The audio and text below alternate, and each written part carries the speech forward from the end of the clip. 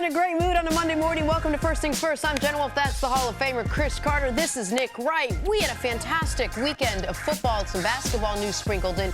Patriots got blown out. Big trade in the NBA, but why not start with that Sunday night game between a pair of rivals in the NFC East? Eagles and Cowboys. Some tempers flaring at the start of this one. This was a defensive battle till the fourth when Dak Prescott found Ezekiel Elliott, and Dallas goes up 20-13 over those Eagles. Next drive, Birds respond. Carson Wentz to Zach Ertz. It's a 1-yard TD, their second connection of the night. We're even up at 20. Dallas would answer. Zeke taking the lead on the 1-yarder with just over 3 minutes to go. Last play of the game. Eagles try to find a little magic and cannot get it done, spoiling Golden Tate's first night as an Eagle. Cowboys win 27-20, keeping their season alive at 4-5. Here is Cowboys quarterback Dak Prescott after the win. Our backs were against the wall. With the team we have, we weren't, as you saw tonight, we were throwing punches and we weren't covering up. We were coming out fighting, and it happened early. Missed a third down. Coach Garrett goes for it on fourth down. We were just at him the whole time. So we're not going to stop. Regardless of the record, we're moving forward. We've got a great team, as I've always said. With the character of this team, when we're down 2 games, it wasn't over for us. We knew the people we have, the team we have, and we're just steady moving forward in everything that we do. I know this one hurt. You know, this one hurt. Obviously, Sunday Night Football, divisional opponent, the Cowboys coming into our home. Really the way we've played the last couple times at home. You know, that's not what we pride ourselves on, and this one hurt. So I know we got a lot of veterans in there, a lot of leadership, and you know, like you said, like Coach said, and I'm going to keep echoing the same thing. We all got to look in the mirror. What can we do differently? Where can we be better? And we realize a lot of people are going to want to write us off at this point, and now it's just time to play ball and try and go shock some people.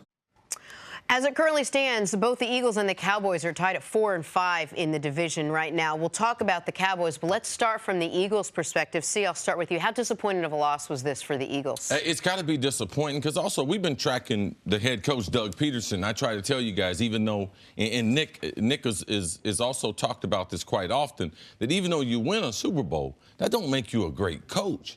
And we've seen him say some things in press conferences. Remember a couple weeks ago they're going to start having fun again?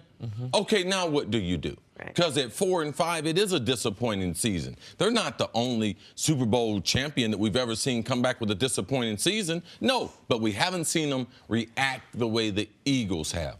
They can't be physical from an offensive standpoint. You can't say the reason why we loved them last year in the playoffs, they got better big people. No, they don't. They got a good defensive line. Their defensive line hadn't been dominant, hadn't been game-changing, and the type of injuries that they have on the back end of that secondary right now, that allows them from being consistent in playing great football. But when it boils down to the Eagles, their eyes will be on their offense, their inability for their offensive line to play effective, run the football, to give Carson Wentz a few more options. This is the most disappointing loss of the Eagles this season. It's disappointing, and to me it's shocking because the Eagles had the time to prepare. The Cowboys were coming off what I thought was a give-up loss, the game against the Titans. Like, I will give Jason Garrett credit because they didn't give up. But to come into this football game knowing that Washington is as vulnerable as they are, knowing that the Cowboys are coming off, they had to be emotionally at their lowest point they've been all season long. Maybe that Titans game, the lowest point they'd been since Dak and Zeke came into the league, certainly since the moment Zeke's suspension became official. Like, to not take advantage of that, to have opportunity after opportunity, to have the Cowboys in 3rd and 15 at the end of the first half, where you get them off the field there, you might take the lead going into halftime, and you let a little screen pass out to the side. They pretty much just gave up. It was a give-up screen. Yes. They were not expecting. They just wanted to get a completion to keep the clock running. To force the Eagles to use their last timeout. Yes. The Cowboys, as soon as they took that sack at the end of the first half, their entire goal of that drive was make the Eagles use all 3 timeouts. Yes. And despite that, they end up getting a touchdown out of the drive. How about the fact that the Eagles, despite all of that, tied the game 13-13 in the second half, and what their defense did after that was allow a 7- and 8-play, 75-yard touchdown drives. When your season is on the brink against an offense that came into the game in the bottom 6 of the NFL in points scored, You give up back-to-back 75-yard touchdown drives. This is as disappointing of an at least first half of a season from a defending Super Bowl champ that I can remember. We have had some defending Super Bowl champs miss the playoffs, but to be on pace for a 6 or 7 win season is indefensible, given that they not only brought essentially everyone back, Jenna, but they added pieces. They added pieces at the deadline. They got their quarterback back, and Wentz is playing great still. You can't put this on Carson Wentz. This is a terrible loss for Philadelphia. I was going to echo a number of those points, mainly being it would be easy to say, well, they finally got Carson Wentz back. It took them a couple weeks to get into the rhythm. There were a lot of pieces around this Eagles team you can point at. You can't point at the kind of play that Carson Wentz is having these days. Let's talk about it from the other perspective, from Dallas. Could this put them back in the driver's seat? Could they make a playoff push, given that they finally came out with a big win in the division and they looked, at least last night, like pieces were starting to fall into place? Well, the biggest difference last night was the offensive line did create some holes. It seems as if the offensive line for the Cowboys is playing better since they've made the coaching change.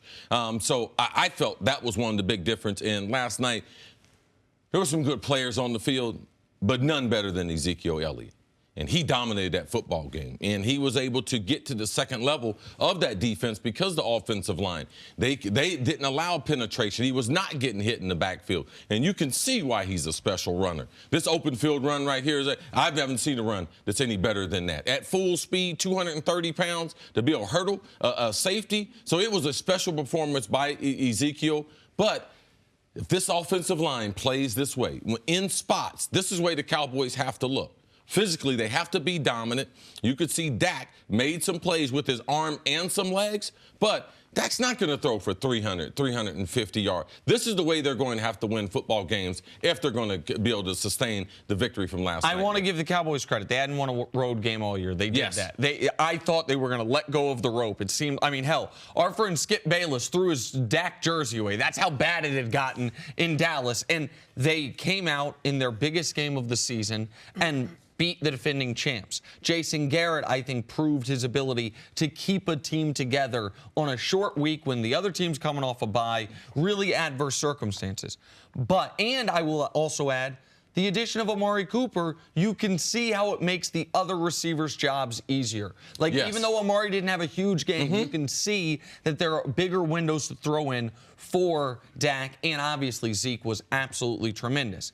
But the systemic issues for the Cowboys are still that in a league where 33 guys have thrown for 300 yards this year, in a league with only 32 teams, Dak still ain't one of them. 270 is what he had last night. That's where he about maxes out.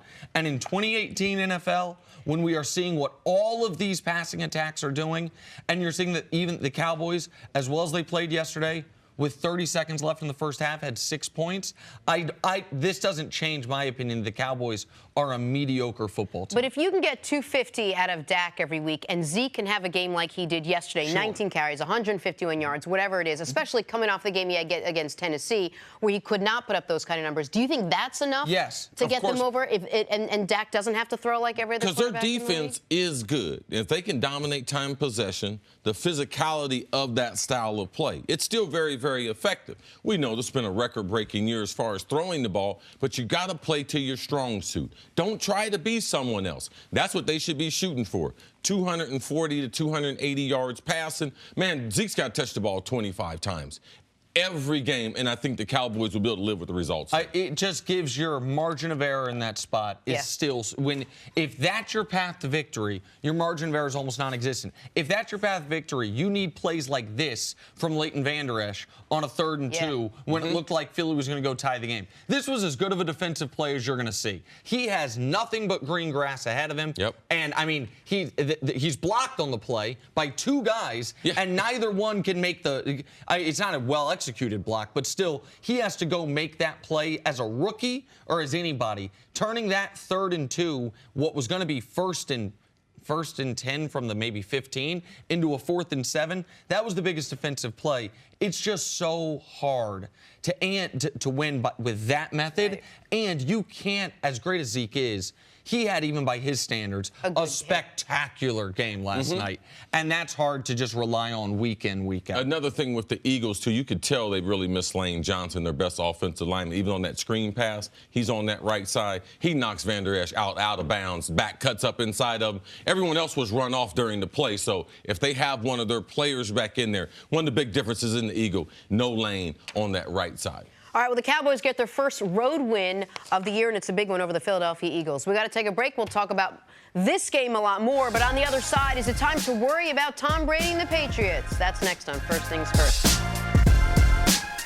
To the Patriots and the Titans in a second, but first, a couple big plays from last night like this one. Zeke with the handoff over Trey Sullivan on a 32-yard gain. See, over. As far as spectacular plays that are happening at a higher rate than any time in NFL history, the one-handed catch by so many guys and the hurdle, I feel like didn't happen nearly as much even 10 years ago as we're seeing right now. Well, guys are going lower to tackle. They're not headhunting as many guys, so you can tell their helmet's getting ready to come down. So, yeah, this is the thing. That's the only way you can go. Protect your knees, and more open field runners are doing it. You are right. Beautiful, beautiful jump. The Browns' Nick Chubb burst through a hole, evades a few tackles, took it 92 yards to the house, longest touchdown run in Cleveland Browns history, boys. That's a good draft pick by them.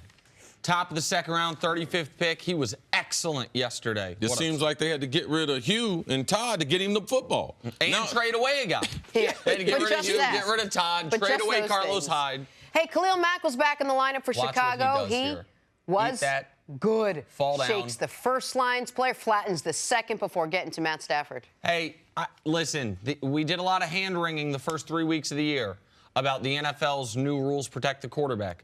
Defensive players, as they always do, have adjusted. That's that hawk tackle, see? He grabbed it, right? He grabbed him and kind of rolled to the side. Maybe it's not the hawk tackle, but instead of just jumping on his back and falling on him, he twisted. It's what guys want him to do. This is an amazing play. I'm sitting here I'm trying to figure out what John Gruden couldn't use. He couldn't use the swim. He couldn't use the speed rush, the bull. A little more from this game. Allen Robinson with a beautiful adjustment to make the touchdown catch. They spent a lot of money on him this offseason. This was his first monster game of the year. He's had a couple other decent ones, but he was great yesterday. Bears fans, be a little patient, too. You know he got injured last season. I thought he was the better of the wide receivers. No doubt. Cowboys got Allen Hurns. I believe the Bears got it right. Just be patient. Injured last year, around midseason, you could see last night his biggest game for the Bears. You should see plenty of this in the future. All right, moving on to Tom Brady and the Patriots, trying to make it 7 wins in a row. But Marcus Mariota and the Titans would have other plans. Titans jump out to an early 7-3 lead with a touchdown to Jonnu Smith. Later in the quarter, Mariota finds Corey Davis. And Tennessee suddenly up 14-3. Fast forward to the end of the half. Titans up 24-10. Tom Brady gets sacked, one of his 2 sacks on the day, going for the Hail Mary. Brady wouldn't finish the game. Brian Hoyer would have to come in to make matters worse. Julian Edelman left with an injury. Pow, pow, pow, pow. We won the game. Titans blow out New England 34-10. Here's Tom Brady after the loss. In the NFL, it's hard to win. You can't expect just to show up and win. That doesn't give the other team enough credit. And today we just played a bad game. And you see what happens. And hopefully there's more urgency as we go forward. And our whole season's ahead of us. And we'll see what we do with it. Yeah, it's a real sweet win, especially when you used to be there and they didn't want to bring you back. So definitely real sweet. I'm happy my teammates came out and played, and I love these guys. So it is a little personal. Hell yeah, it's personal. That's what happens when you go cheap. You get your ass kicked. All right, see, what did last night's loss tell you about the Patriots? Well, first, Deion's right. Bill Belichick, he does like to go out, but it's going to be a cheap date. I mean, he's not independent. We see what he does for Tom Brady, so I don't know why these other guys, why they would be offended. You go there, boost your career, then you got to go somewhere else to be able to get the money. But I'm not that surprised by the loss yesterday, and the reason why, and for a number of years, the Tennessee Titans have been a very, very physical football team.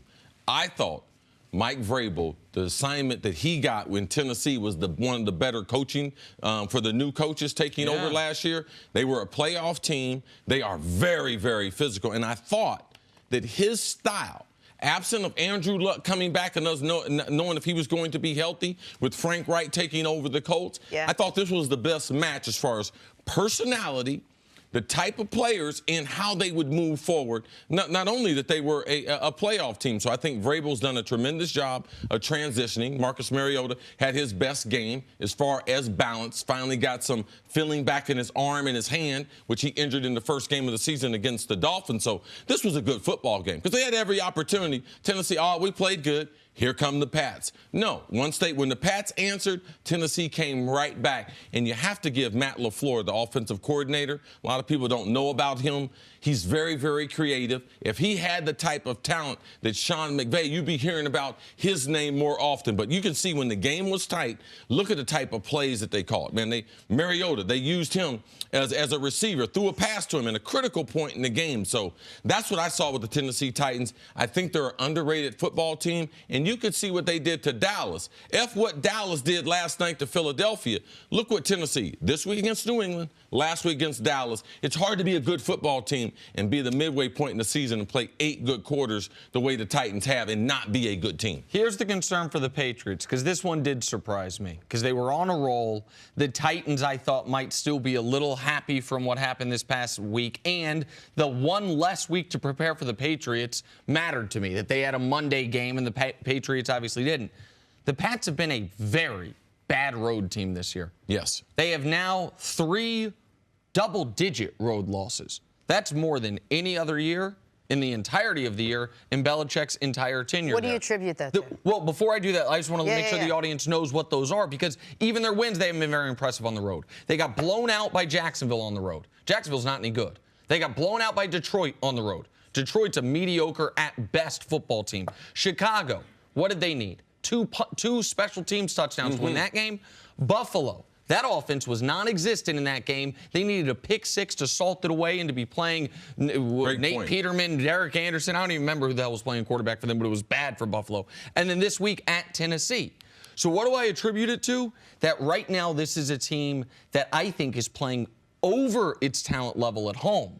And on the road, we say this in the NBA, you say this in the NBA a lot, that role players play one way at home, one way on the road. Yep. I don't know how much that translates to the NFL. They need the crowd, they need the momentum, and it's just easier for them on the road. Less distractions, yes, and their talent. That's what it seems like. Their talent is not stretched as much as we've seen once they go on the road. I can't remember a time, and I understand Tennessee came into the game with the #1 scoring defense, and they're going to leave the game with the #1 scoring defense, holding the Pats 10 points. We got to start recognizing the best defense in football might still be in the AFC South. It just might not. It just doesn't belong to the Jacksonville Jaguars. But in the second half, here's the Pats drive chart. 3 plays, punt. 8 plays, punt. 5 plays, punt. 7 plays in turnover on downs. 3 plays, punt. Like that's, I'm not used to seeing that from the New England Patriots now. The entire second half where you're shut out, you don't even attempt a field goal. You have 3 punts and 1 turnover on downs. That's brutal. At what point do we start pointing to the personnel that maybe Dion Lewis had a point? Maybe they did go cheap and they felt like it's always a next man up mentality. And you know what? You don't have Rob Gronkowski. You don't have any tall receivers. You don't have any one guy that Tom Brady loves to throw to, his go-to guy. He tried to make it Josh Gordon, but he just was falling through a couple times. At what point do we really blame it on the personnel? Well, Jenna, this is the thing. New England, we can't blame it on the personnel because they've always done it, except for the 2007 season, with less than personnel. This is one of the things we always give them credit for. The problem is now they're starting to get injuries that they can't recover from. That offensive line don't look as good as they looked during the regular season. Now, this is what we thought this offensive line would look like. We thought they would have problems built, but we thought Gronk would be there. So they would be able to run the ball to slow up that offensive line. Edelman, without some help, without Gronk, he's a different guy. And he's a different guy home in a way because he rides the wave of that crowd and the emotion. So these are the things that I see that are very, very different. And Tom Brady, listen, all that talent around him, lack of talent around him, we normally give him and Belichick credit. Yeah. Now you can start to see Tom Brady looking pretty average without the speed on the outside of Cooks and other players. Edelman was the only guy yesterday prior to the injury he had a real connection with. Edelman had 9 catches for 104. But what the Two numbers jump out to me on the stat sheet, aside from Brady's 70 passer rating, which, considering he didn't throw a pick, that's brutal. Usually you have passer rating like that, it's because the interceptions are drawing you down. But one number is 12 targets, but only 4 catches for Josh Gordon. Josh Gordon, yep. Trying to get Josh Gordon more and more involved and couldn't connect there. And then 19 carries for 40 yards. When the Pats offense this year has been explosive, it has been well-balanced, tilted towards the running game. Yesterday, the Titans front, credit to them, shut down Sony Michel, made Cordarrelle Patterson look like a guy playing out of position, and the Pats had no counterpunch. They had no counterpunch. Brady was not particularly sharp. He wasn't with all his weapons, and it showed. And when I bring up the road stuff, you know why it matters? At 6-3, Pats might be playing a few more road playoff games than we're used to seeing from them. And that's where, if you want the Pats and you want to beat them in the playoffs, you got to get them on the road. Right. You got to get them on the road. And we just haven't seen them have to go on the road, especially in that divisional round. Man, if they go in as the 3rd or 4th seed, whoo, they have never done that and gotten to the Super Bowl. Uncharted waters for the Patriots. All right, got time now for Put a Grade on It, sponsored by CarMax. Tom Brady had a rough one, as we mentioned, throwing for 254 yards, no touchdowns. He's only had 1 combined in the last 3 games. CC, Wow. put a grade on Tom Brady's day. I got to give him a D. Ooh. You did not get the chemistry that him and Josh Gordon you thought you would get. Nick mentioned it earlier. Yeah. If you're going to target a guy 12 times, man, just out of sync. Josh missed a couple, fell down 1. Brady was off a little bit, so I'm going to give Brady a D. I'm sure he would give himself at least a D. I would also give him a D, and Jenna, you mentioned it. In the last 3 games, Tom Brady's played what I would consider one great quarter, that 4th quarter against the Packers. Aside from that, he's stopped turning the ball over, but maybe in an effort to stop turning the ball over, stop making big plays. The only touchdown they have passing in the last 3 games is that one to Josh Gordon that won the Packers game. So no touchdowns the previous game, no touchdowns the 3 quarters against Green Bay, and no passing touchdowns yesterday against Tennessee. It's a D, and more importantly, if he's a student, his last few tests have been trending towards this. That's the concern. AP football. Coming up, does the Jimmy Butler trade make Philly the best team in the East? Talk some basketball next on First Things First. Tomorrow, Wisconsin faces Xavier at 6:30 Eastern. Then Wednesday, reigning champs Villanova face the Michigan Wolverines in a rematch of last year's national championship game. That's at 6 o'clock. The Gab tip-off game, sponsored by Jeep, only on FS1 and the Fox Sports app. Nick? Wisconsin's about to hold that L against Xavier, but more importantly, we got Michigan Villanova on FS1 on Wednesday. Oh, I got invited to that game. Awesome. So go to it. No, I'm going to go to the 76ers are playing Friday night versus Utah. Oh, okay. Philadelphia, I'm coming. Oh, all right. They need a Philly. wide receiver or something. Car service. Let's go see. I'm with you. Time now for us to go viral. The Saints rolled the Bengals 51-14 yesterday, and with New Orleans offense clicking on all cylinders, it left little to no work for their punter, Thomas Morstead, who was caught after the game snoozing, taking a nap in his locker. I mean, is there any easier job in America? A full day's pay for not a full day's work. He'll take it. Man, this picture right here behind C was up before the story came up. I thought that was a Gasol brother. I was like, why is one of them in the news? I didn't know that was Thomas Morstead. The good-looking socks, though. Nice little boat shoes. Couple of supplements. My man's got a lot going on there. He also, that's the worst locker. I know he's on the not road. a great locker. But, I mean, they put him in the corner right next to near the the Pepsi vending machine. And let you know what we think of the Eat kickers, it, bro. punter. All right, stories to start your morning, sponsored by Gillette Clear Gel. Excuse me. Patrick Mahomes and the Chiefs continued their winning ways on Sunday against the Cardinals. Mahomes threw for 2 touchdowns, setting the franchise record, not surprising. Take that, Lynn Dawson. 31 on the year. Okay, Nick, how important was this game for Kansas City? Not that important, not that entertaining. You're playing one of the worst teams in the league. It would have been a disaster if they lost, but they were never in jeopardy of losing. What was so impressive to me about Mahomes is I watched this whole game. I didn't think he played very well. And then I look at the stat sheet, I'm like, oh, 10 yards per attempt, threw for 250 and a 125 rating with 2 touchdowns, no picks. Like, that's the standard, I guess, at the moment he's played to where I watched this game and I think, he was mediocre. And you got to be careful playing against Arizona's defense because they can get after the passer. Chandler Jones was a problem yesterday. So I think all these games are important, Nick. That's a young team. They haven't had a whole bunch of success. These players haven't been successful. Playing at home, you want to keep sending that home field dominated message, and I think they did that yesterday. All right, moving on to the Packers now. Green Bay got back in the win column, beating the Dolphins 31-20. 31-12. Aaron Rodgers threw for 2 touchdowns, while Aaron Jones added 2 on the ground. Good time to be named Aaron in Green Bay. So you think the Packers can make a playoff push in the NFC? Man, if they get the ball to Aaron Jones, that was a breath of fresh air. To see some speed coming out of the backfield for the Packers.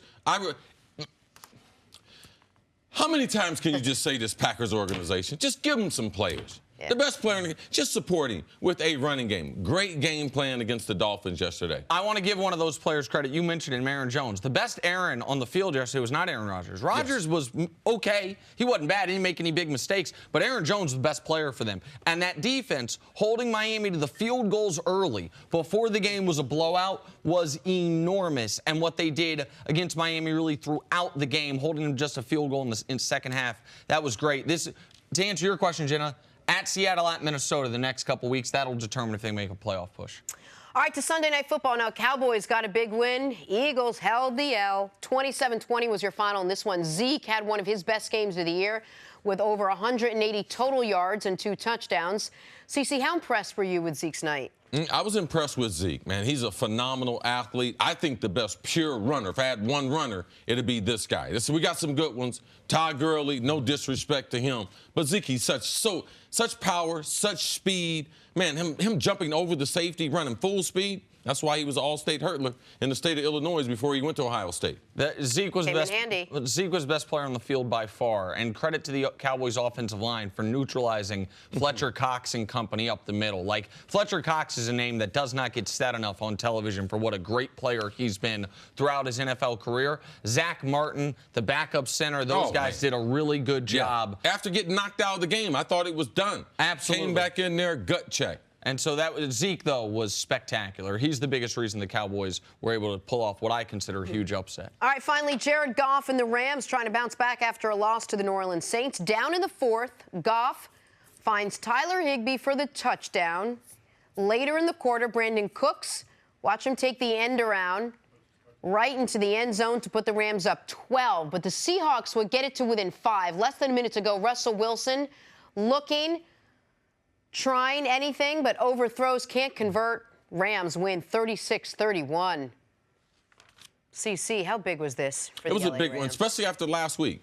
Suffering the first loss there in New Orleans, how you respond that following week becomes very important. But also, something I want to watch. Dante Fowler, who they traded for from Jacksonville Jaguars late in this football game, he had a penalty, had a couple earlier in the game. You could see on the sideline of all the players, all offseason, we talked about lack of continuity. What about these personalities? This one guy they get from Jacksonville, is he going to be the guy that makes this locker room implode? Just watching him, I just think that it was something in the way he played during the game that it could be something that really dragged the Rams down. They're one of the least penalized teams. We criticize all this offseason. How are these guys going to play together? Who's going to control them? They have done a remarkable job. And for them to be one of the top teams in the NFL as far as least penalized, and they're going to get a player who's very, very explosive, who they need his skill on the outside. I just want to see his personality in his second game. I didn't like what I seen in yesterday's competition. If there's a way to make up for those penalties, though, he did it. When the Seahawks were down a score, there is no way to make up. When you're off the field on third down. Agree. Maybe that's a poor choice of words. The point that I was trying to make is that even if that is mistakes he can't make, he made the biggest play of the game on the field. Seahawks down less than a score, looked like they were moving the football now, and he gets a forced fumble on Russell Wilson inside the 20 that allowed the Rams to go up 2 scores. So what he was, you maybe saw the bad of Dante Fowler, one of the reasons that the Jags might have gotten sick of him, but also the explosive play to change that football game. But I thought there was some cause for concern for the Rams yesterday, because Seattle ran the ball 34 for 273. 34 carries for 273 yards. Once again, we said before the game, the Rams' defense against good quarterbacks has been very susceptible. We saw it again with the Seahawks scoring 31, with Russell having a 123 rating, 3 touchdowns, no picks. The Rams' defense has the names to be in a class above the other great offenses in football, the Saints and the Chiefs, but they're not playing at a much higher level than the defenses of the Saints and the Chiefs. So the Fowler made a big play, but the Rams defense was getting gashed throughout this football game. But once again, like, I didn't think Jared Goff was particularly sharp, and yet guys were running wide open, so it didn't matter that much. The Rams are going to be able to match you point for point throughout the year. This was an incredibly important win, though, because of what happened last week and who they have Monday. Right. A week from today, they're in Mexico City against the Kansas City Chiefs. And watch out, because Cooper Kupp, I believe, suffered a significant injury. Yeah. There late in the game. They miss him. If they had lost this game and then another significant injury, you know, those losses, they pile up quick. So I thought it was significant, especially against a division rival, to be able to get that win. Wait, really funny story. At one moment in the game, they took a camera shot of Ndamukong Suh and Aaron Donald talking to each other. I mean, they took up the entire screen. And my 3-year-old turns to Stephanie and says, "Those are big guys, Mommy. Those are big guys." They were tremendous. Oh, I mean, man. They may not have played the best game, but they have a big, Donald big once again had a great game. And Suh, like, it's amazing when you see them on the screen together, because Suh is almost a half a head taller than Donald, and Donald is just out there wrecking. Yeah. All right, let's turn to the NBA now. Big news this weekend. I thought Timberwolves. That was good information. Don't know how funny it was. Timberwolves, who appeared not to want to trade Jimmy Butler, traded Jimmy Butler. After shooting down a deal from Houston, the T-Wolves sent Butler to Philadelphia for Robert Covington and Dario Saric. So Butler now forms his own three-headed monster in the East, joining forces with Joel Embiid and Ben Simmons. All right, here we go, Nick. Does Jimmy Butler make the Sixers the best team in the East now? So I picked the Sixers to make the finals before the year. And I don't believe in changing predictions. But if I did believe in changing predictions, given how they played the first dozen games, I would have. Because they did not look like forget the best team. They didn't look like one of the 3 best teams in the East through the first dozen games of the year. But Jimmy Butler changed some things now. Now, if they play the Raptors in a series, they have 3 of the 4 best players. If they play the Bucks in a series, they have 3 of the 4 best players. If they play the Celtics in a series, they might have the 3 best players and certainly 3 of the 4 best players. Now, a team that was lacking depth just got even more shallow, but this is... But what does that starting 5 look like now? Well, I mean, it looks like you've got 3 legit all-stars, 1 superstar in Embiid, 1 legit top 15 guy in Butler, and a guy in Ben Simmons who hasn't developed this year the way I would have hoped, but was playing at an all-star caliber his rookie year, even if he just stays at that level. This is an enormous addition without sacrificing much of any of their future, see. Yeah, I'm concerned about Philadelphia for a couple reasons. In the trade, they gave up 2 shooters. Now, this is a team that don't have a bunch of shooters. Now, if Ben Simmons had come back this offseason, which I said he wasn't, with a jump shot, because people laugh and joke, but when you can't shoot the basketball, it hinders how good you can be. And, yeah, on paper, you can say, yeah, they play Toronto in the series, they got 3 of the 4 best players. They're going to need it because their bench stinks. Yes. And how is Jimmy Butler going to play? Is he going to be a perimeter player? Is he going to be a spot-up three-point shooter? Because he's got to be with this team because there's not enough room to drive. Their point guard can't shoot. He's got to drive. Ben Simmons, he can't shoot. He's got to drive. So Joel Embiid, I know he can shoot the 3, but he's a post-up presence that they said this year, we want to go back to old-school basketball, put him in the post. It's hard to do that when you don't have the shooter. So I just want to see the style for which they're going to develop, because to me, when you get in a 7-game series against Boston, against Toronto, they're going to have a spacing problem. Joel Embiid has been spectacular this season, but the other guys are not developing. Fultz, their point guard, is not developing. Ben Simmons, you could say he's playing at an all-star level. He's not developing an outside shot, so those things become a problem. Listen, all of the points about the guys other than Embiid, well, I agree with the Embiid point as well, but all of them are well taken.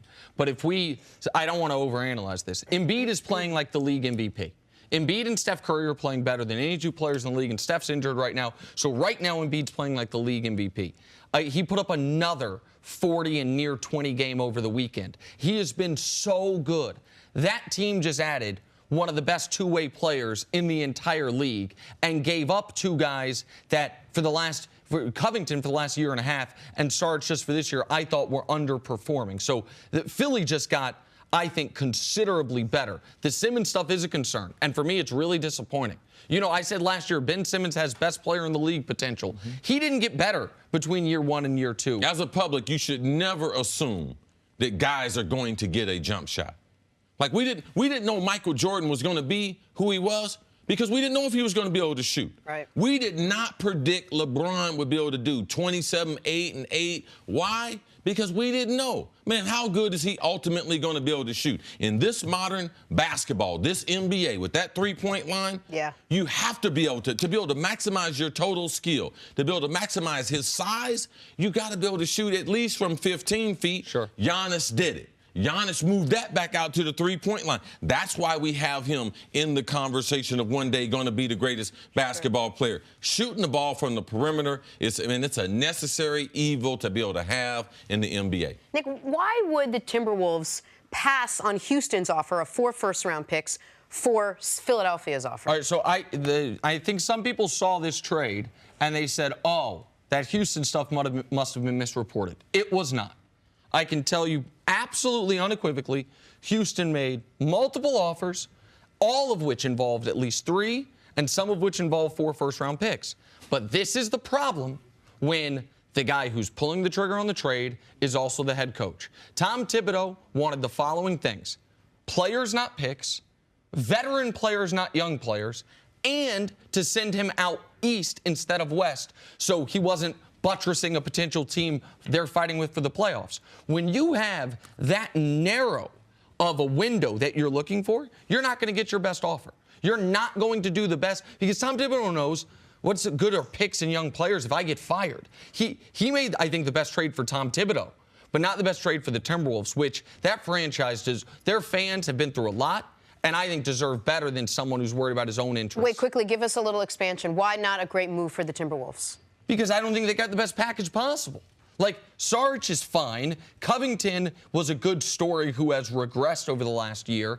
And you got no picks, 0 picks out of this? Like, no one that can be a blue chipper out of this? If you want some inside information on what kind of deal you thought the Timberwolves were going to make, read Kevin Garnett's commentary when they were saying they were going to trade for Jimmy Butler. And Kevin Garnett, what he said about Glenn Taylor, the owner. He said he was going to screw it up. He's going to mess this up. And they said, Kevin, why is he going to mess this up? He said, because he don't know anything about basketball. They messed this one up. You should never give up those players for Jimmy Butler. Tremendous asset, and as Nick confirmed, it's real. What Houston offered those 4 first-round picks, like that was real. But now you look at Minnesota with Jimmy Butler, they got the wrong end of the trade on the front end, getting rid of Zach LaVine, who's top 5 in the NBA right now in scoring, and Lauri Markkanen, and then on the back end, only getting this back. That's on both sides, they messed up the Jimmy Butler transaction. Their loss, the Sixers gained today. All right, coming up, back to football. Has Baker Mayfield proven he was worth the #1 pick? That's next. First things first. Back here, first things first, Super Bowl champ Cris is with us. In the building. What's up, Cris? Good to have Nothing you. much, Jenna. I'm doing pretty good. Great weekend of football. Great weekend of football. Also a great weekend for me. Celebrated another birthday. Get out of here. So Happy a birthday. Year older. Very Not nice. sure if I'm a year wiser. We'll see how that goes. I bet you will be. I bet after these highlights you will be. Did we send you something? Y'all did send me something. I appreciate Happy the birthday birthday, present. Canty. Thanks a lot. Appreciate I didn't know that. On behalf of Jenna's favorite cupcakes or something like that, right? Yeah, baked by Melissa. There Yep. you go. That's how we do it. Curl and kale swirled in. Baker Mayfield and the Browns trying to take down the Falcons yesterday. Not an easy task. First quarter, let's go Baker, finds Rashard Higgins for the 28-yard touchdown. Made it look easy. Later in the half, Baker again, this time to Duke Johnson for a 13-yard score. Baker would end the day with 3 touchdowns. Nick Chubb would seal the victory with a 92-yard run. This the longest play from scrimmage in Browns history. Cleveland goes on to win 28-16. The Atlanta Falcons fall to 4-5, but let's start with the Browns. Here's Baker Mayfield after the win. And when I woke up this morning, I was feeling pretty dangerous.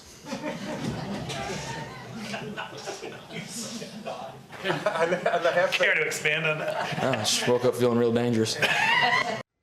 I got to tell you, he's actually a really funny guy. If you follow his Instagram account, he's got some really funny stuff there. All right, Cris, what did the Browns prove last night with that win? Well, I don't know what the Browns proved. I think this is a young football team that's trying to find a way to win games. And after losing the last month, you figured eventually the Browns will find themselves on the right side of it just because they have a lot of talent. Remember, a lot of losing went into being able to construct a really talented roster. They just got to figure out how to win. And so I think that's where the Cleveland Browns are. But I think this is more of an indictment on the Atlanta Falcons, because just when you think they're about to turn the corner, the Falcons always Falcon. And what I mean by that is they let you down, right? You thought, okay, they won 3 straight games. They came out of the bye week and dominated the Redskins in D.C. You thought, okay, maybe the Falcons are going to start to get on a run. Yeah. We know they dealt with a lot of injuries earlier on in the season. Now they're trying to figure out how to offset those injuries, guys filling in, playing different roles on this team.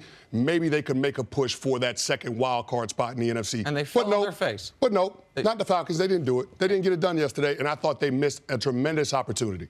See, with Baker Mayfield, I'm going to treat his career like our staff treats anytime you invite people over for football. This is a party I don't mind being early for. I don't mind show. You and Mangini say all the time you don't want to be, or you'd rather be late than early to the party. Nah, man, this guy's a star. He's going to be a star. We have seen the light turn on the last month for him. We saw flashes the first 3 games he played, the 3.5 games he played, we saw throws, but the numbers weren't there. Last month of football, 9 touchdowns, 2 picks, a 105 rating. That first half yesterday, 12 for 12. Perfect quarterback rating. I know the Falcons' defense is undermanned. I understand they're dealing with a lot of injuries. But this was a game where they were touchdown underdogs, and the Browns dominated throughout. The running game helped. That's huge. But Baker didn't make a single mistake. Yeah. I didn't see Baker miss one throw significantly, and he's not doing it with the greatest group of wide receivers. Jarvis Landry's been one of the more disappointing free agent signings up to this point. Didn't I tell you, though? What? He did say that. He did say that. Didn't I tell you about Jarvis Landry? But see, I wouldn't. But that's one I didn't disagree with you on. I kept saying I thought he was a volume guy in Miami, just a bunch of 100 dinks and dunks a year. That his catch numbers were great, but so you and I were on the same page there. I thought now the receiving core as a whole, when they had Gordon, I was at the top of the page. He was at the bottom. Oh, okay. Okay. He tried to put him on, but he wasn't listening. But regardless, the point is like.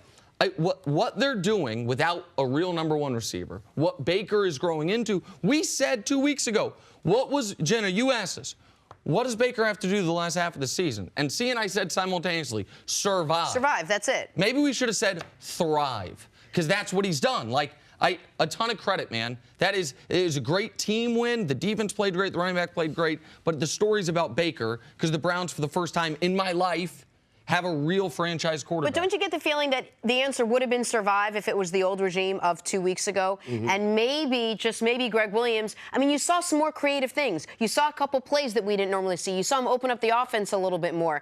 Has that changed at all? Did the game plan change at all to help Baker Mayfield out? I would say that they've put a heavy emphasis on running the football. Kitchens is the appointed offensive coordinator. He's done a good job as far as trying to protect the quarterback. I'm not going to back him up 40 times and have him get matted to the canvas, because he won't survive the rest of the season. So the emphasis on mixing some run with the pass. The thing that I think is one of the most impressive things, I think he spread the ball around to 8 different receivers. But Canty, their yardage they had, the top receivers, 31, 33, 39, 33, 22, 28, 18, 6, 6. Like, he was spreading the ball around to everyone. And you typically are not going to see those bad numbers with a quarterback playing almost a perfect game. So, as Nick pointed out, he's not throwing the ball to a bunch of household names, to a bunch of Pro Bowlers. So, what Baker has done at this point in the season, still having his confidence, they fired the offensive coordinator.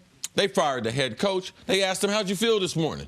I felt like things was getting ready to get pretty good. That right there is a star in the making. It's kind of like Johnny Manziel, but he can actually play. Yeah, he can actually ball a little bit. But here's the thing about that. When you take the pressure off of Baker Mayfield from a down-in, down-out basis, and he can turn around and hand the ball off to Nick Chubb, that makes a huge difference. I mean, you had double-digit rush attempts by Nick Chubb in the first half. And, of course, I think he was right around 50 yards. But then he explodes in the second half, ends up racking up 176 yards, including that 92-yard touchdown run. run, and you're saying, okay, so his average made it look maybe a little inflated because of that one run. But if you take away that run, he still was giving you 4.5 yards a pop. So, I mean, that's the big difference. When you can take the pressure off the quarterback and off the offense by turning around and handing it off, it makes everybody better and keeps Baker Mayfield from being in situations where he can make mistakes. And you have to give Greg Williams how that defense played against this Falcons offense. Because the Falcons offense, we can say the injuries are on the defensive side. Ain't nothing been wrong with their offense. They've been hurting people offensively, but the game plan they put together to be able to slow down those Falcons, I thought was very impressive. And I want to give John Dorsey enormous credit. It's one thing to come into a situation where the previous regime stockpiled you with draft picks. It's another thing to then go make the picks. He got the right guy at number 1. He took, to me, a shocking pick at number 4, Denzel Ward, who continues to be a star. Like, he is playing like a future shutdown corner. They took a center at 33. I don't think he's played enough yet to fairly evaluate him. But at 35, Nick Chubb. So the 3 guys who are playing a lot from this draft, his first draft, A-plus pick, and now that Nick Chubb's actually being used, he looks like a legitimate starting running back in this league. Like, John Dorsey could have, there's another where here it goes Darnold, and then Bradley Chubb instead of, at number 4, and it's a totally different story in Cleveland. He took what I consider the gutsy picks as well. Baker wasn't the safe pick. No. Denzel Ward wasn't the safe pick. Right. He went with what he believed and what he had scouted, and you see the talent there to go along with Myles Garrett, Larry Ogunjobi from the previous regime. Normally you change the players to make the team better. The coaches in this situation needed to be changed. The players were just right, and it's fitting this team quite well. Kenny, stick around. Coming up, did the New Orleans Saints prove they are the best team in the NFL yesterday? That's next on First Things First. Back here with Chris Canty, we are going viral. So Golden Tate made his Eagles debut last night, totaling just 19 yards on 2 catches in the loss to Dallas. And he's not the only new face in Philadelphia, with Tate tweeting to the newly acquired Sixer Jimmy Butler, "Yo, Jimmy Butler, welcome to the new city. Want to explore it together?" I think my tone made it sound a little less Cool. Less cool. Cool is the word I was looking for there. I mean, Jimmy Butler is a defensive specialist. Maybe he can help find the Eagles' defense. Oh! Well, maybe. Kenny, that was a good line. Maybe. We'll see what happens. Yeah, okay. They need it. That's what they need, CC. They need it. Philadelphia adding a bunch of talent this past week. Yeah, I've been to Philadelphia, spent some time there. I got some spots for them to find. Y'all want to find some spots. Saints and Bengals build is a good game trouble in between those 2 good spots. teams. Turns out at least yesterday there was only one. The Saints absolutely dismantled the Bengals 51-14. Drew Brees had 3 touchdowns, just 3 incompletions. Both running backs had over 100 yards from scrimmage and combined for 3 touchdowns. Oh, and not to be left out, Michael Thomas caught 2 touchdowns of his own. I guess they didn't need Des Bryant after all. New Orleans has won 8 in a row. Chris Canty, what did the Saints prove in their big win over who we thought was a very good Cincinnati team yesterday? The Saints proved that they're an indiscriminate offense, meaning that they will attack anyone on your defense, and they will attack all 3 levels, whether it's the ground game at the line of scrimmage, the point of attack, whether it's the intermediate zones, or whether they want to stretch the field and go over the top. Now, the latter is probably the aspect of it that they probably need to improve on as we continue to go down the stretch. But, I mean, when you've got those 2 running backs in the backfield doing what they were able to do yesterday, and then Michael Thomas being able to create the separation and opportunities for Drew Brees to get some easy completions, this is going to be a tough offense to stop. They had 21 first downs in 40 plays in the first half. Think about that. Every other play is a first down in the first half, and they racked up 35 yards. So, I mean, this is a tough offense to be able to slow down. And, of course, you know the Bengals weren't going to be able to match points with Drew Brees with no A.J. Green. And I think we found out what Andy Dalton looks like when he's got to be the guy to make plays for that offense. He just can't do it. He's not that guy. So what happened yesterday in Cincinnati is what I anticipated happening. The Saints going out and building on their performance that they had from a week ago against the Los Angeles Rams, because that's what good teams do. They continue to get better as the season goes on. In preparing for the shows last week, 2 stats stuck out to me that surprised me. And both of them were confirmed with their team's performances this week. They're both defensive stats. I learned last week preparing for the shows, Tennessee's got the #1 scoring defense in football. Then they went out and held the Pats 10 points. I also learned last week that Bengals, despite being 5-3, had the number 32 almost everything defense in football. Scoring defense, yardage defense, passing defense. You put that so defense I looked at that and I said, wait, hold on a minute. They're playing the Saints. I don't care if the game's not in New Orleans, unless it's going to be a torrential downpour. Saints about to score 35, and I undershot it by 16 points. Listen, you mentioned equal opportunity. I mean, who are you going to stop? Okay, the other guy will hit you in the head. Hey, Alvin Kamara was not as effective as where you see him rushing the ball. He was receiving. So Mark Ingram gets you for his first real big game since coming back from the PED suspension. Drew Brees was as efficient as you possibly can be. The only thing that confuses me about Brees' line is, how is that not a perfect passer rating? He had a 150 passer rating, not 158.3. He completed 88% of his passes, 3 touchdowns, no picks. Like, I don't know what he could have done more. And Michael Thomas, man. See, what is a good percentage? What's a good catch rate, in your opinion? About 70%. 70%. 7 to 10 coming to you. If you can reel them in, that would be, I think the offense would be very, very happy with those percentages. That's the Cris Carter standard. It's like asking. Well, you want the guy off the street? No, go out inside and ask him. No. We'll take the gold jacket standard. No. My point is that is 7 out of 10 will get you a gold jacket, yeah, right? No doubt. Michael Thomas, this year he's catching 89% of the balls thrown to him. They've thrown to him 87 times. He's got 78 catches. Like what? I mean, it's a handoff. And they're not dinks and dunks Jarvis Landry style in Miami. Like some of them are, but they are throwing it down the field.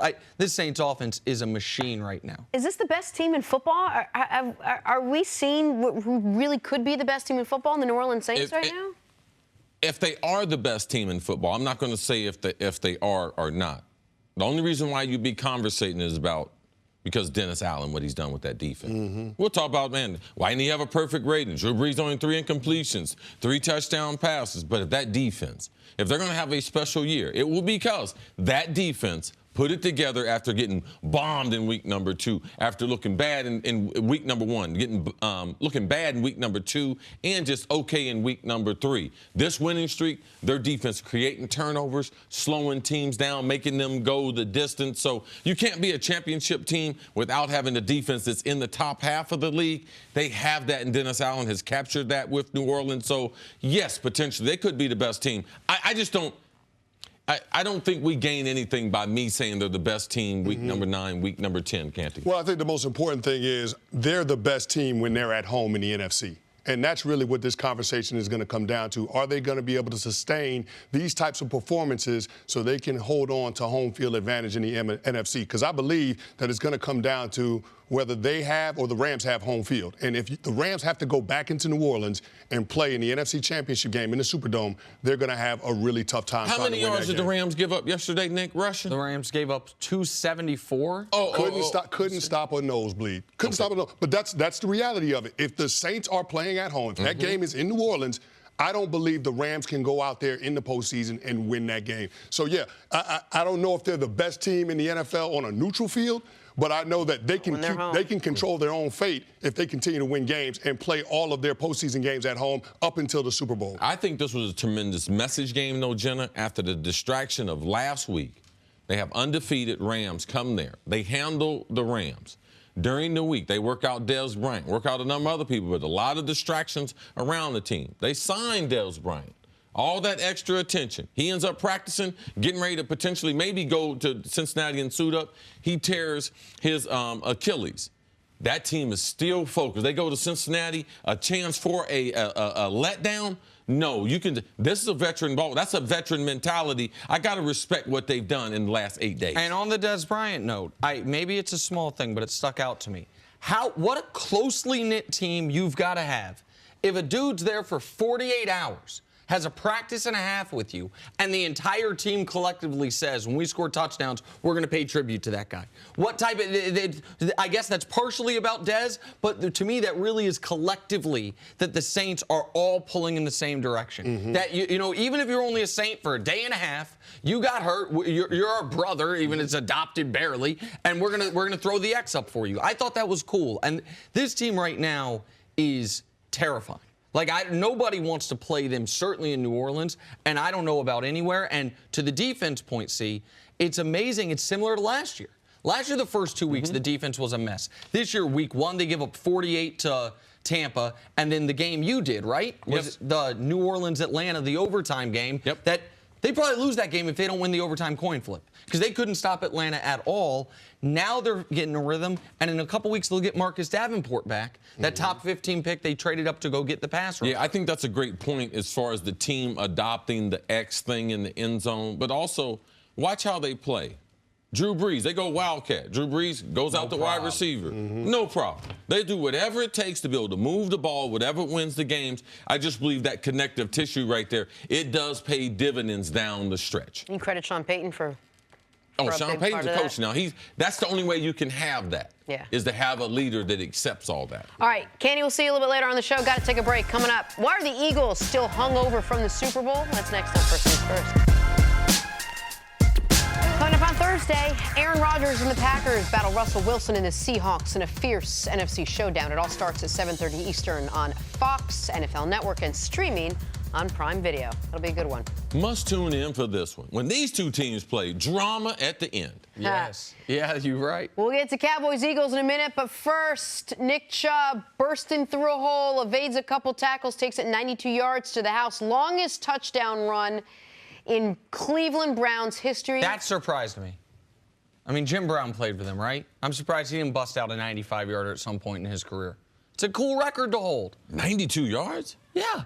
I mean, there's only 7 yards eligible, I understand, to be longer. It's still surprising. Khalil Mack back in the lineup for Chicago, and he was good. Shakes the first line, flattens the second line before it gets to Matt Stafford. Nick, I just wish John Gruden just had maybe a tenth of the intelligence that you have, because even you could see this dude right here is pretty good at football. that was such an impressive play. Just rolling through a double team, knocking people on their butt. Go get it. Yeah, tight end was supposed to chip him. He sets up the tackle. Fall down. Oh, just runs him over. I mean, that guy's 6'6", 330, runs him over. All right, more from this game. Allen Robinson with fantastic catch. Nice adjustment there. This was good to see. Allen Robinson, they acquired him in free agency, paid him a lot of money from Jacksonville. Him and Allen Hurns. Man, I got this wrong because I thought Allen Hurns for the Cowboys was going to have 1,000 yards. No. But Allen Robinson. Bears, breakout game. Breakout game, and for the Bears, what they care about is, and their fans, at number 10, that second pick of the draft a couple years ago, second really good game he's had this season. He had the 6-touchdown game, some decent games, but that was his second excellent game of the year. Oh! Zeke taking the handoff, hurdling Trey Sullivan on a 32-yard gain. Kareem Hunt a couple weeks ago. Yeah. Eat this. Ezekiel Elliott. Christian McCaffrey we saw last week. Yes. But, I mean, Zeke, there's so many of these we can compare them. Remember, Kareem landed on his back leg, kept accelerating. Zeke landed on his front leg. And look at him get a little extra push in the air, a little extra, the extra momentum State in the air. champion high hurdler in the state of Illinois. A little more. Oh, I love it. Jenna, state champion high hurdler. High hurdle, that's amazing. That's the toughest race. Watch that trail leg. Of course. There was space there. Sticking with the Cowboys and the Eagles, tempers flaring at the start of this one. A little defensive battle till the fourth quarter. Dak Prescott finds Ezekiel Elliott. Dallas up 20-13. Next drive, here come the Eagles. Carson Wentz to Zach Ertz. It's a 1-yard touchdown, their second connection of the night. We're all even at 20, but Dallas would answer. Zeke taking the lead on the 1-yard touchdown with 3 minutes to go. Last play of the game. Eagles try to find something, get something going. Can't get it done. Cowboys win 27-20, keeping their season alive at 4-5. Here's Carson Wentz after the game. I know this one hurt. This one hurt. Obviously, Sunday Night Football, divisional opponent. The Cowboys coming into our home. Really, the way we've played the last couple times at home. That's not what we pride ourselves on, and this one hurt. So I know we got a lot of veterans in there, a lot of leadership, and like you said, like Coach said, and I'm going to keep echoing the same thing. We all got to look in the mirror. What can we do differently? Where can we be better? And we realized a lot of people are going to want to write us off at this point, and now it's just time to play ball and try and go shock some people. Nick, this loss disappointed you. It shocked me. There's the shocking thing. This shocked me. Yeah. The Cowboys were left for dead. Jerry Jones is driving himself crazy. Skip's throwing his jersey away. We're talking about, did they trade away a top 5 pick? The Eagles are coming off a bye with knowing Washington is limping because of all their injuries. Everything's in front of you. Get a home playoff game, win your division, be hot going into the playoffs. And how many turning points were in this game? How many times did the Eagles let the Cowboys off the hook? The whole first quarter, when they went 3 and out, followed by a one-play drive interception, followed by a 5 and out? What about when they had the ball on the Cowboys 22, 2nd and 2, run it 3 times and get negative yards and end up turnover on downs? What about the fact that at the end of the first half, they're going to get the ball back, chance to score, 3rd and 15, Cowboys giving up, and you let some nothing screen pass go for a first down, then instead of you scoring, the Cowboys get 7. This is a knee the Cowboys are taking, and you let them take it for 30 yards up the field. Or after all that, despite all of that, you're 13-13 in the second half, and this vaunted defense lets that offense go 9 for 75 and a touch, and then 8 for 75 and a touch. This was an embarrassing performance at home, off a bye, by the defending Super Bowl champs in their biggest game of the year, and there's no excuse for it. None in my book. No, I'm not going to make any excuses. I'm just going to tell you exactly what's happened to this football team. From an offensive standpoint, have no physicality in the running game. Offensive line, Jason Peters, God bless his soul. He was not there to win a championship. He's not the same player. Lane Johnson, he's not even there. Their best offensive lineman, him being out of the lineup has really hurt them. So them having any continuity up front, it's not there. Then their inability to be physical. The reason why last year in the playoffs I predicted they would make it because their big people were better. No. And we thought their defensive line. So let me go on the other side. We thought they would be better. They go out and get a couple. Haloti Ngata. They get Michael Bennett. Like we said, man, they're going to be able to come at you 8 or 9 deep potentially. They're not better defensively. Fletcher Cox, we used to consider him and Aaron Donald the best 2 interior defensive line. He's not having that type of year. And last year, the thing that they got away with, their secondary played out of their mind. Turning people over, coverage, getting off the field on 3rd down.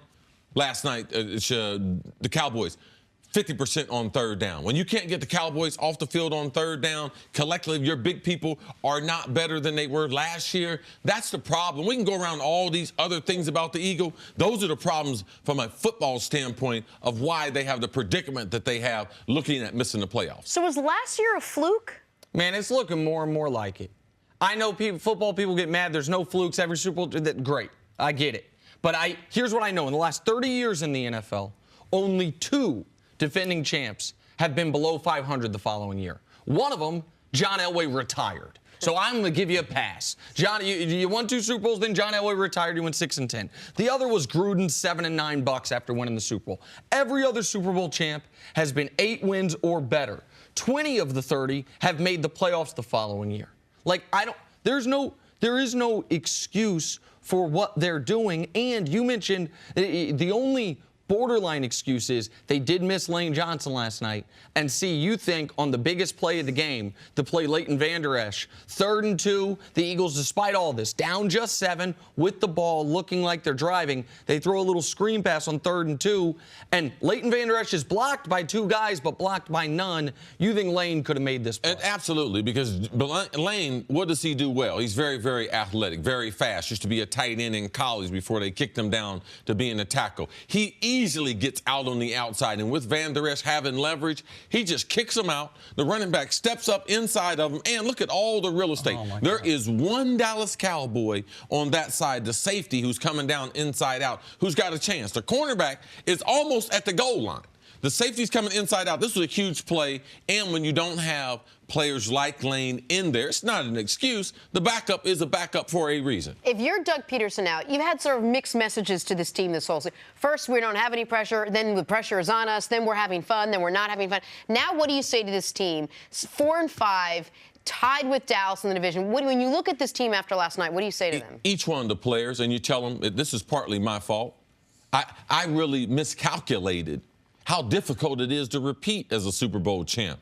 I didn't know, but I was guessing. I thought it was going to be a lot easier. So this is what I'm going to promise you. For the last 7 games, I'm going to give you a better performance than what I've given you. I haven't given you guys the opportunity to be Super Bowl champs, but I expect that performance from each and every one of you. I expect you guys to come in here early. I expect you to study the game plan. I expect you to accept some coaching, and I expect you to get better down the stretch because we're professional, and that's what Doug should be doing. He did not know. He's guessing. Mangini sat right here and told us in so many words what was going to happen, even in New England. The one season they struggled in this Tom Brady run was the year after their first Super Bowl, and there's so many things that you don't know. Doug Peterson didn't know, and he is abreast of those things now, Nick.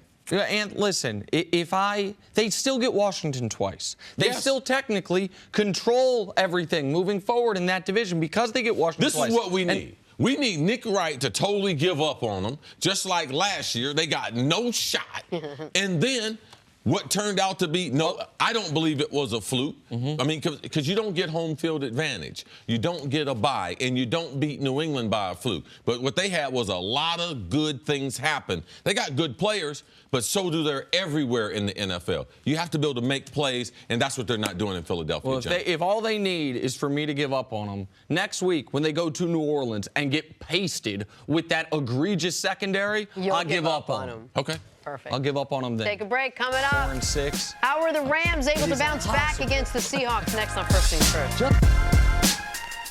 Back here, First Things First, we're going viral. Jay-Z was spotted on the Rams sideline yesterday as they took down the Seahawks 36-31. He wasn't the only celebrity sitting in Los Angeles yesterday, with Floyd Mayweather taking home not one but 2 touchdown game balls because he needs more stuff from Tyler Lockett and Brandon Cooks. I got to admit, the Tyler Lockett one, I didn't mind at all. He scored right in front of him. It seemed organic. He saw him. He handed it to him. The Brandon Cooks scored a touchdown in the corner of the end zone, had the ball laying on the ground. Somebody on the field had it. He demanded it back and then went and paid tribute to Floyd, where he's just sitting there grinning with 2 footballs. Cam would have given it to some kids. I'm telling you that right now. That's not a kid, right? Oh, that's a grown man. I didn't like that. I didn't like that at all. I'm not into giving the balls to celebrities and everything. I definitely would have given to someone who really would have appreciated it more. But I got to appreciate the Gucci jacket, though. Oh, much respect. That's dope. That's a Dapper Dan original right up the street from my house, see? Dapper Dan. You got to come by Dapper Dan in Harlem, see? Get your own custom joint. Come on. What? Dapper Dan, is that real? Yeah, 100%. Oh, take that back. Pull that one back. Apologize to Dapper Dan and I thought because that dude on Canal Street saw them too. No. Okay. Dapper Dan. Dapper Dan's a Stories legend. to start your morning, sponsored by Shout out Dapper Dan. Holla, holla. Holler, holler, Dapper Dan. Patrick Mahomes and the Chiefs continued their winning ways on Sunday against the Arizona Cardinals. Mahomes threw 2 touchdowns, setting the franchise record with 31 on the year. All right, Nick, how impressive is Mahomes breaking this record with 6 games left to play? I mean, that's crazy. What? Lenny Dawson's got a gold jacket like C. He's held this record for 40 years. Yeah, he's had a gold jacket so long, his jacket white now. And you know what? I said 40 years. I did the math wrong. He's held it for 50 years. It has Len Dawson since I think his 68th season. Listen, Mahomes and Breeze down the stretch for the MVP is going to be outstanding. The Chiefs weren't great yesterday. They're good enough to win. How awful they would have felt if they lose to the Cardinals when the Patriots lose a game and you have a chance to create some separation. All the great history of the Kansas City Chiefs, and we're 9 games in. You're talking about breaking Len Dawson's record? That's a phenomenal feat. Just go to your favorite team and say, hey, we're going to break your passing record the 9th game. Phenomenal, and they're going to get better coming down the stretch. Moving on to the Pack. Green Bay got back in the win column, beating the Dolphins 31-12. Aaron Rodgers threw 2 touchdowns, while Aaron Jones added 2 on the ground. Not a bad day to be named Aaron in Green Bay. See, you think the Packers can make a playoff push in the NFC? Packers, please, just give Aaron some support. That's what you did yesterday. Aaron Jones, the running back, what a breath of fresh air. Somebody with some speed coming out of their backfield. And their defense finally showing up to be able to help out A-Rod. You pointed out stopping the Dolphins to those field goals early compared to touchdowns turned out to be huge. It was huge. So the fact that the Dolphins had 9 points in the first half when they had 2 golden touchdown opportunities in the first half, and then they held them just 3 points. But the best Aaron yesterday was not Rodgers. It was Jones. So credit. Yesterday, Aaron Rodgers had a ton of help, and look what it looks like. When Aaron Rodgers has a ton of help, he doesn't have to play great, and they win by 20 points. Can they make a playoff push? Yes. They have one loss to play with the rest of the way. They're at Seattle on Thursday Night Football, right? And then at Minnesota. The games, the rest of their schedule are very winnable. Yes. They have to. 2-0 would be amazing, but they got to split these next 2 weeks. What a tough 5-game stretch they've been through. Oh, my goodness. Man. At New England, at the Rams, and these next 2 coming up. Sunday Night Football, Cowboys got a big win. Eagles held the L. 27-20 was your final. Make them hold that L, Jenna. Oh, yeah, they all held the L. Zeke had one of his best games of the year with over 180 total yards and 2 touchdowns. Clearly the human highlight reel last night. See, how impressed were you with Zeke's night? It's one of the better performances he's had in his 2.5 years in the NFL. Impressive. Out of the backfield as a receiver, picking up blitzes and blitz pickup. He knew that this was the type of game that he had to try to take over. This was the kind of game that reminded me of the legendary stuff he created at Ohio State when he beat Alabama in the semifinals in the Superdome, where, man, he ran right through the gut of Alabama. They weren't singing Roll Tide that day. Man, what a tremendous franchise running back he's going to be. And much like that Ohio State-Alabama game, that was a game where his offensive line actually beat the other team's defensive line. Like, he was great, but that offensive line against a theoretically excellent Eagles D-line kicked their butts up and down. Zach Martin, I thought he was injured, but he came back. Can I get something a little more aggressive than kick their butt? I'm not supposed to say the other thing, so what am I supposed to say? Mollywopped. They mollywopped him. Hey, bro. Yeah, bring that word one up. club. Hey, Nick's going to pay extra tuition this month. Can y'all get him a word, something just a little more physical than they kick their butt? In a word club. A word club. Deanna's in the word club, and Deanna's in the word club. Nick's in the word club. That's my daughter. Okay, me and Deanna. It's a 2-person word club. Finally, Jared Goff and the Rams trying to bounce back after a loss to the Saints. Here we go. Down in the 4th, Goff finds Tyler Higbee for the touchdown. Later in the quarter, Brandon Cooks will take the end around into the end zone. That puts the Rams up 12. Seahawks did get it to within 5. You got less than a minute to go. Russell Wilson looking, can't quite convert with the overthrow. Rams win 36-31. Sean McVay, big happy. See, how big was this for the Rams yesterday? Oh, it's huge because just as quick as you start a winning streak, man, you can start a losing streak. I mean, as good as football as they were playing. Oh, man, it's the best team. Oh, man, they're undefeated. Last team in the NFL undefeated. You go to New Orleans, pap, just like that. Winning streak done. Now, all of a sudden, you got a Seattle team that's already played you tough in Seattle. Like, they're not afraid of you. They've faced you. They're facing you twice a year. They have dominated this division. You're trying to take that from them. So, no, man, we could be saying, man, how good were the Rams? Was this a fluke? Now they're at 8-2. With the Chiefs coming up on Monday. That's the way this NFL goes. And you want to watch this because I just believe the Rams are a totally different team playing at home than they are on the road. Just as easy as they got out to that 8-game winning streak, I'm glad they were able to get back onto the winning track. Cooper Kupp was injured late in this game. It's something that I must continue to watch because with their motion that they run, the speed sweeps, all the screens that they run, they're just a setup for Todd Gurley to try to be physical. And if you start taking away these little weapons on the outside and they start putting more guys in the box, I believe more pressure on Goff. So that's just something I want to watch. Huge win for them yesterday over the Seahawks. And the biggest play of the game for the Rams was a defensive play by newly acquired Dante Fowler. When they were up less than a touchdown late in the game, he gets a strip sack of Russell Wilson, which gives them a 2-score edge, which Seattle still almost came back from. Seattle drove the field, scored a touchdown, kicked away smartly, I thought, and held 3 and out, used their timeouts, got the ball back. And we've seen Russell Wilson in those situations more often than not come through. He ended up missing that pass. But here's the concern I have for the Rams. Against good quarterbacks, they're not a good defense. If they've played 6 games against real NFL quarterbacks, Rivers, Cousins, Russell twice now, Aaron Rodgers, Drew Brees. In those 6 games, they've allowed 16 touchdowns to no picks, a 120 passer rating, almost 50% of third downs, and I understand they're winning more than they're losing. But Seattle now twice could have gotten them. We know Green Bay, if they don't fumble a kickoff, probably does get them. Like, they have been right there. And so they are, against good quarterbacks, in a similar boat that I've seen the Saints and the Chiefs in. You got to just go outscore people. And so the thing that was supposed to make the Rams the best team in the league was this offense on par with the Saints and Chiefs, but a legitimate defense. Aside from Aaron Donald, I don't know who on that defense is playing great. Fowler made that one huge play, but the secondary is not playing great. That would be my concern, because I have no real concerns about the offense aside from that is a big injury. Even though Cooper Kupp. His numbers might not show it, he is so critical to what they do, and they don't have a slot receiver readily available to replace him. Yeah, we'll have to watch that. All right, let's move on to Baker Mayfield and the Browns now, trying to take down the Falcons. Not an easy task. First quarter, Baker finds Rashard Higgins, 28-yard touchdown. Later in the game, Baker again, this time to Duke Johnson for the 13-yard score. Baker would end the day with 3 touchdowns. Nick Chubb would seal the victory with a 92-yard run, the longest play from scrimmage in Browns history. Cleveland wins 28-16. The Falcons fall to 4-5. Here is Baker after the win. And when I woke up this morning, I was feeling pretty dangerous.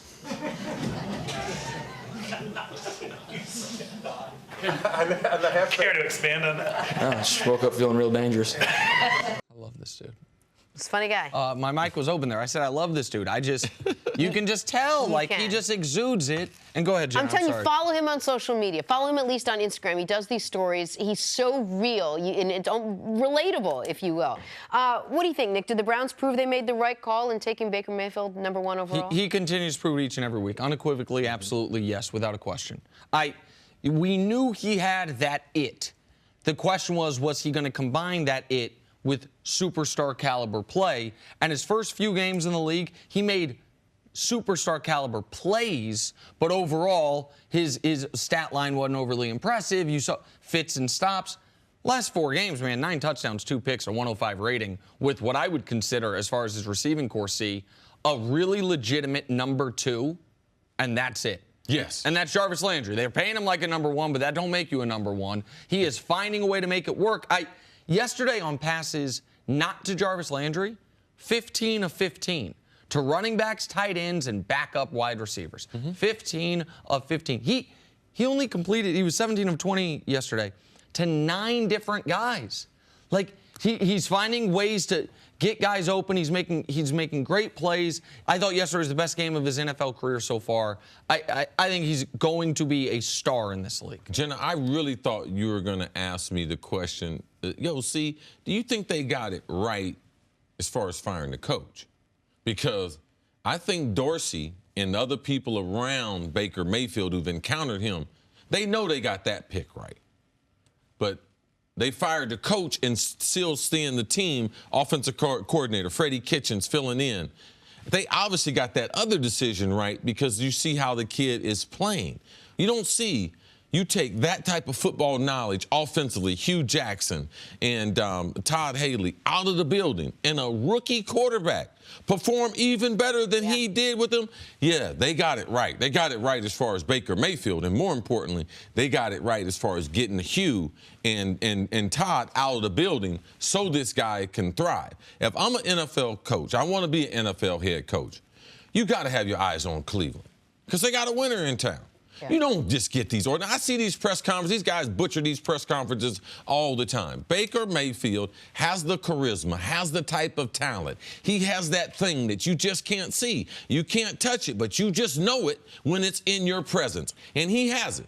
And if they can get a good head coach to mold something around him, we know they got some good defensive pieces, Nick. And right? Denzel Ward. They got plenty of salary cap space. Yep. Like, they got some legitimate pieces, but more importantly, they got the one that you need to be able to win in this league, quarterback right. All right, so let's look at the other side. They beat a Falcons team, which this is why you is can't, a little surprising. But this is why you can't start out 1-4. Because you can't lay in whenever we look at these teams with the bad starts, it's never until like week 12 that a team is mathematically out of it. Yeah, so we believe most teams can win 2 or 3 in a row. Right, and so we look at them, we're like, well, actually, and especially the teams that we thought were going to be good, we look at their schedule and we're like, well, actually, they should beat that team. They should beat. That's how the NFL works. You're always going to have, about once a month, you're going to have a game you don't show up ready for, or things don't go your way, or a couple fumbles you don't recover the other team does. Hello. That's a great, that's probably the premier example in the league this year. I mean, Bills just put up whatever they did to the Jets this week, and that's neither here nor there. Detroit, New England. Detroit, New England. Yeah. Like every month there's a game like this. Absolutely. And so when you start off 1-4, your margin of error goes to zero. And that's what happened to Atlanta. Atlanta should not be in a position, they have too much talent, to where they can't afford that hiccup. Like Minnesota had some hiccups early. And because of that, they probably got another hiccup coming. They're not going to be in the discussion for a bye in the playoffs the way their talent says they should be. Now, they didn't lose everything early the way I think the Falcons did, but the thing that was to me most impressive or disappointing about the game for Atlanta was, where was the offense? This Cleveland defense has only been turning people over, but has not been a good yardage defense. If you'd have told me Falcons lose this game 38-35, I'm like, man, their defense killed them. But their offense was their healthy unit. And their offense didn't. I mean, Matt Ryan threw for 330 yards. And how many points you managed? Like, that was a disappointing game that now Atlanta basically is in a position they have to run the table the rest of the way, and we have no evidence they have the ability to do that. All right, let's take a break. Coming up, is it time to worry about Tom Brady and the Patriots after their loss yesterday? Next on First Things First. Tomorrow, Wisconsin faces Xavier at 6:30 Eastern. Then Wednesday, reigning champs Villanova face the Michigan Wolverines in a rematch of last year's national championship game at 6. The Gavitt tip-off game sponsored by Jeep, only on FS1 and the Fox Sports app. That's a fun lineup. Michigan Nova on FS1 on Wednesday? Yeah, my boys, the Halfies, they're going to be in town all week. They're going to be going to that one. And then also I'm going to be piggybacking with them Friday night, 76ers, Utah. Oh, that's why it's not car service to Philly, private jet to Philly. Oh, and then I'm going to Florida with them, too. I'm sorry. I was going to break that one to y'all. Back here with Chris Canty, Brady in the Pats, trying to make it 7 in a row. Marcus Mariota and the Titans would have other plans. Titans jump out to a 7-3 lead to Jonnu Smith later in the quarter. Mariota connects with Corey Davis. Tennessee up 14-3. Let's fast forward to the end of the half. Titans up 24-10. Brady gets sacked, one of 2 sacks on the day, this one going for the Hail Mary. Brady wouldn't even finish the game. To make matters worse, Julian Edelman left with an injury. Pap, pap, pap, pap, Kenny. Titans blow out New England 34-10. Here's Brady after the loss. In the NFL, it's hard to win. You can't expect just to show up and win. That doesn't give the other team enough credit. And today we just played a bad game. And, you see what happens. And hopefully there's more urgency as we go forward. And our whole season's ahead of us, and we'll see what we do with it. Yeah, it's a real sweet win, especially when you used to be there and they didn't want to bring you back. So definitely real sweet. I'm happy my teammates came out and played, and I love these guys. So it is a little personal. Hell yeah, it's personal. That's what happens when you go cheap. You get your ass kicked. What, Chris Canty? Oh, it's personal when that kind of stuff starts coming out in a post-game interview. Where the fact that that's in their head, post-game, pre-game, that's in his head, but not just him. It's in Mike Vrabel's head. It's in Dean Pease' head, the defensive coordinator. It's in Malcolm Butler's head after what Belichick did to him in the Super Bowl. The general manager, he's a former New England guy. Yep. Well, and keep in mind, I'm sorry, just real quick, when you say Vrabel, Vrabel didn't like how he left New England. No. Vrabel wanted to stay there. Nobody likes how they leave New England. Nobody. Vrabel thought he earned a contract extension with his 3 Super Bowl rings and I think 11 touchdown receptions on 11 pass catches. Asked for more money, and he was a throw-in the Matt Castle trade. Go ahead and leave here. So miss me with that. Absolutely. Go ahead, Jenna. You can ask the question. What'd you learn about the Patriots last night? Well, here's the thing. They got off to a slow start on the road in a sleepy environment. For anybody that's ever played down in Nissan Stadium down in Nashville, it's one of those sleepy type of places where the home team can jump out on you and get on you early if you're not prepared. Sleepy? It's just not one of those intense environments. It's not like you're walking into Heinz Field or you're walking into the Link in Philadelphia. Shouldn't that help the Patriots? Shouldn't that help the road team? Well, I mean, you would think it would help the road team, but it doesn't when you realize that the Patriots in the last 5 games have had 4 8-o'clock kicks. So that's the thing that you think about, and especially when you're on the road. Yeah. Football players are creatures of habit. And so when you're used to kicking off at 8 o'clock, when you got a 1 o'clock kick, that's a little bit of a shock to the system, and it showed in the first half. I thought that the Titans did a great job of winning first and second down on both sides of the ball. They didn't give Tom Brady those easy throws in between the numbers, right on the hashes. They took those away. They matched up well in the underneath zones, and then they forced him to go to his second and third reads, and guess what? That gave Jarrell Casey and company just enough time to effect the throw. On the offensive side of the ball, the Titans kept their foot on the gas. They were able to stay in manageable downs and distances, and when they worked it down in the red zone, they were able to come up with touchdowns, not field goals, 3 or 4 in the red zone in the first half. And I think that was the big thing for that team. Being able to score on 4 of their first 6 possessions in the first half, that dictated the complexion of the game, and that was all they needed to cruise to an early victory. Very impressive. Not only this win by the Titans, but let's not forget what they did to Dallas last week. Because if what Dallas did to Philadelphia last night, you can take little snapshots and be like, well, maybe we underestimated how good Tennessee is. Because they handled New England very well. They had a good game plan. And from an offensive standpoint, how the Titans attacked New England was very impressive to me. The offensive coordinator, Matt LaFleur, even when the game was being highly contested at the end, he was still very aggressive in his play calling. Ran a reverse, threw a pass to Mariota again. So they were very, very aggressive. Couple Marcus Mariota's throws there. You saw the one to Davis there in the end zone, a guy who's been disappointing throughout his first couple years, Corey Davis, as trying to emerge as their number 1. Beautiful toss right there. This was the best game that Marcus has played this season against the Pats. The Pats just aren't a great or dominant team. Nick, you pointed out that, man, they struggle when they leave Gillette. On the road this year, man, it's a problem. They have now 3 double-digit road losses. That's more than any full season in Belichick's entire tenure as the head coach. Now, it's not like they went to Kansas City, went to the Rams, went to Seattle, Green Bay. yeah. Blown out by Jacksonville. Jacksonville stinks. Blown out by Detroit. Detroit's not much better. Go to Chicago. Now, you can say, oh, they scored 38. Man, their offense struggled in that game. They needed 2 special team touchdowns to win that game.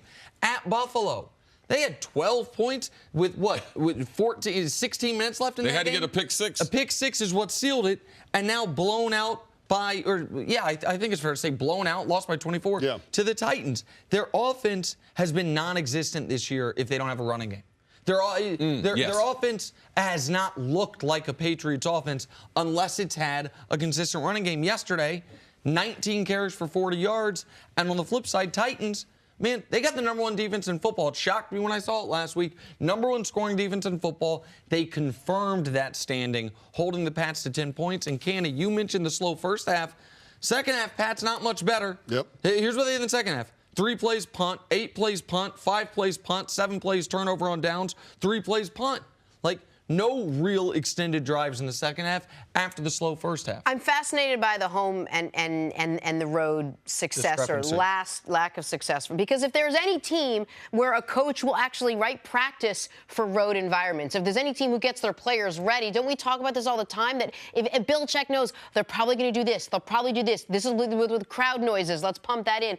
I feel like the Patriots should be the most disciplined team when it comes to preparing for road games, which is why that seems so surprising to me. This is the problem on the road. Role players play better at home. So you also have to account in the Titans. Their role players are going to play better in that home environment. Also, I have to check daylight savings time. Might have been an actual 12 Central Time start. Tennessee, they do have daylight savings time there. Everywhere but Arizona. So actually on the clock, when you're in the ballpark at noon compared to if you've had 3 late starts, those are the types of things. Do I eat the right thing? Because if you're eating a late game, if you're having a late game, Jenna, you asked me this before.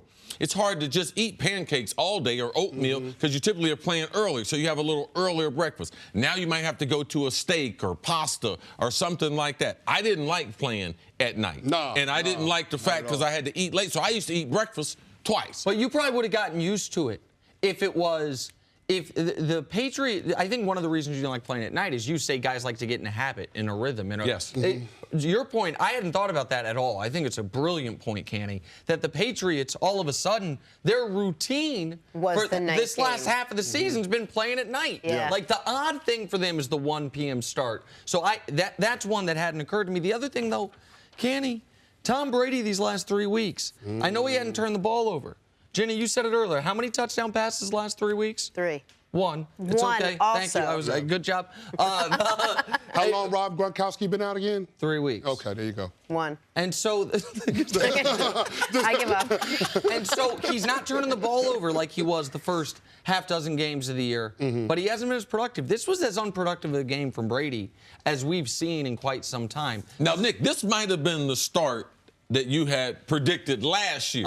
This is what you were expecting to see last year. No, it's true. It's true. Man, I might have pulled the trigger A year Just early 1 year on early, but that's Brady not a bad and deal. the Eagles. Yeah. Why didn't I just wait until this show to unveil the Eagles are frauds, that take, and the Brady's cook take? I should have waited a year, and that won't have any impact. Let me tell you who's going to be the last to that Brady is over the hill take. You? I'm going to be the last one to that party.